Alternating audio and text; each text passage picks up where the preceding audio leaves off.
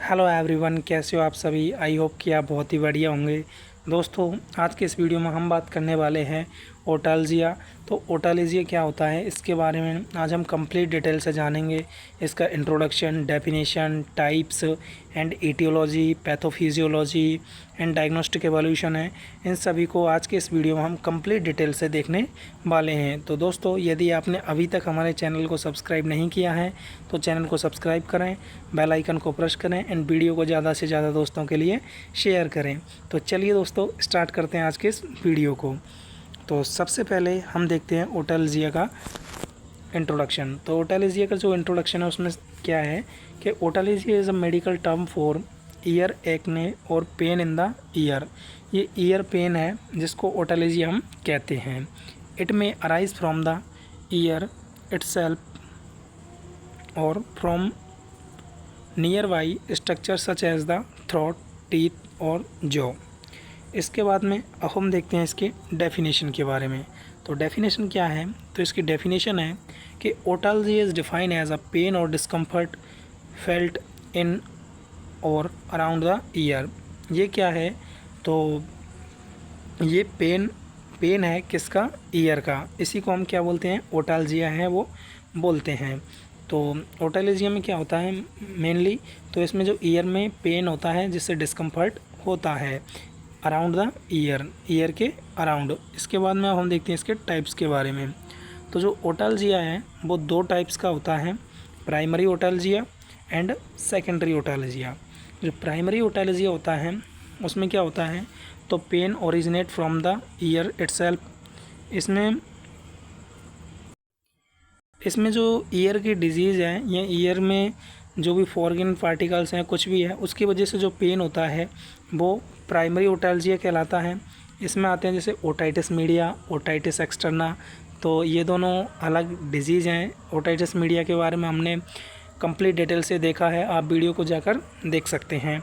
इसके बाद में जो सेकेंडरी ओटालजिया है वो क्या है, वो अनदर कॉज से यदि पेन हो रहा है, जैसे ईयर के बाहर से, अब ईयर के अंदर जैसे ओटालजिया मीडिया ओटाइटिस मीडिया या ओटाइटिस एक्सटर्ना से पेन हो रहा है, तो वो तो किस में आ गया, प्राइमरी में।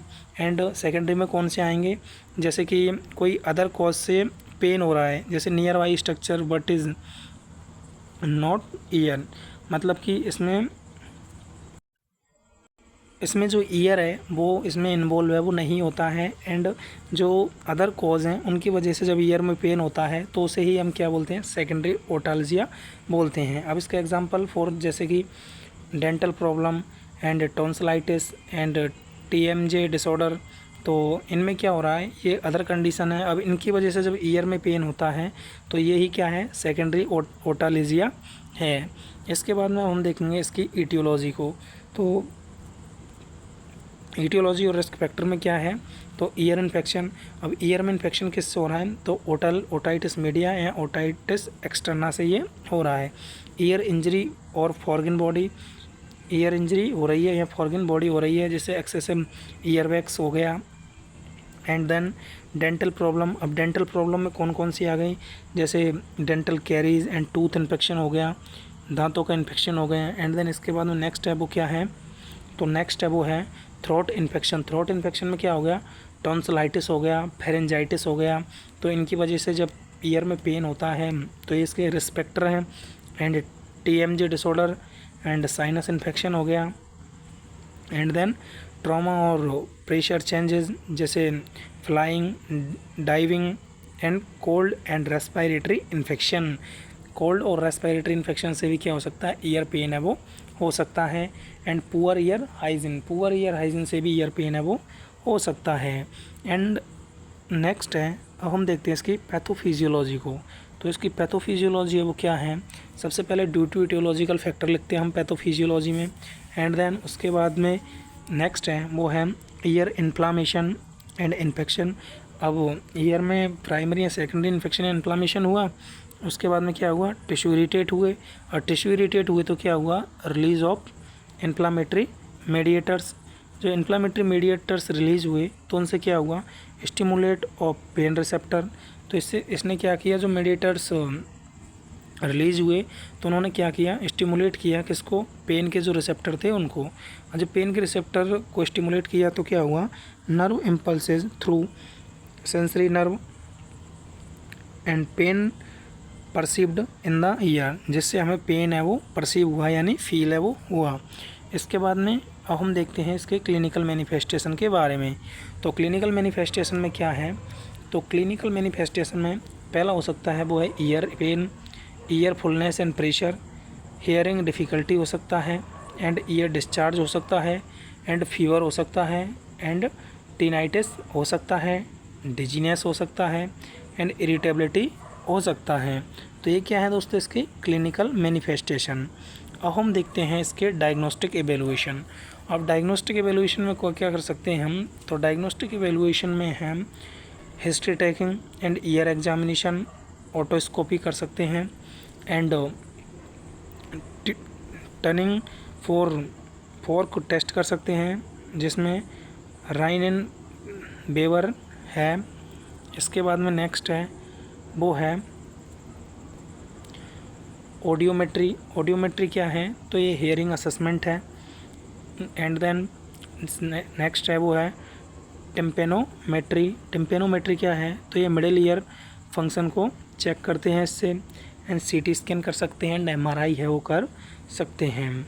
If deeper pathology is suspected, यदि डीपर पैथोलॉजी को हमें सस्पेक्ट करना है या देखना है तो उसमें हम क्या कर सकते हैं, सीटी और एमआरआई कर सकते हैं। ब्लड टेस्ट कर सकते हैं। इफ़ इन्फेक्शन इज सस्पेक्टेड, यदि इन्फेक्शन सस्पेक्टेड है तो। एंड देन इसके बाद में नेक्स्ट है हम मैनेजमेंट में क्या करेंगे, तो मैनेजमेंट में सबसे पहले हम देखते हैं मेडिकल मैनेजमेंट।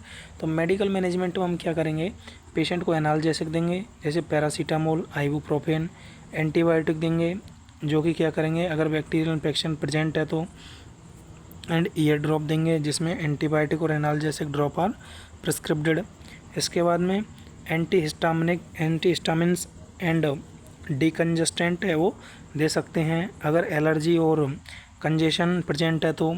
एंड देन इसके बाद हम क्या कर सकते हैं, तो ट्रीट अंडरलाइनिंग कॉज जैसे otitis media, otitis externa and बैक्स इट्स आदि।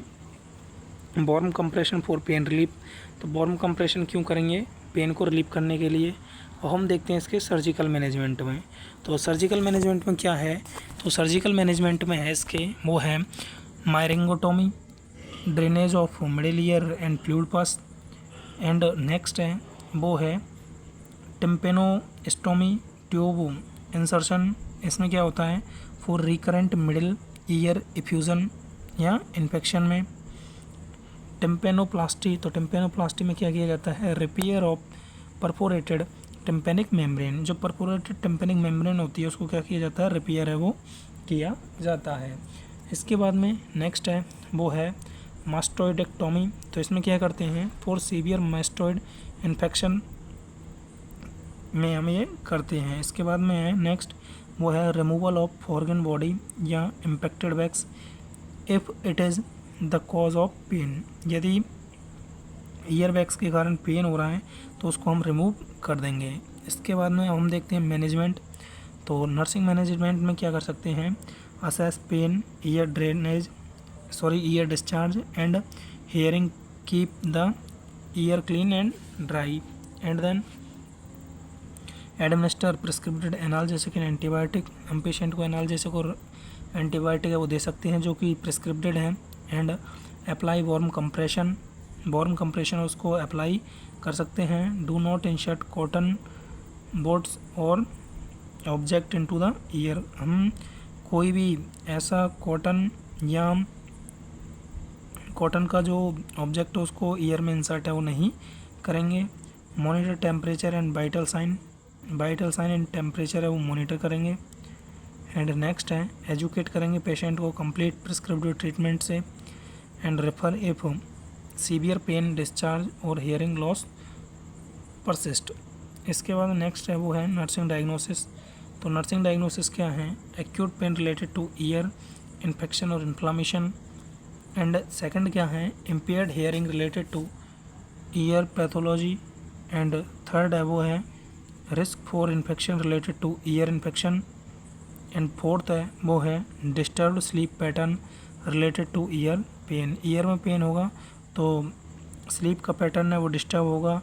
And risk for infection related to ear infection से क्या होगा, रिस्क होगा इन्फेक्शन होने का। And the impaired hearing impaired होगी किससे, ईयर पैथोलॉजी से। एंड एक्यूट पेन होगा related to infection and inflammation से।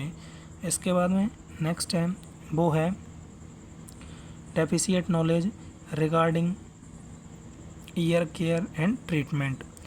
तो दोस्तों ये थी आज की वीडियो जिसमें हमने ओटालजिया के बारे में कंप्लीट डिटेल से जाना।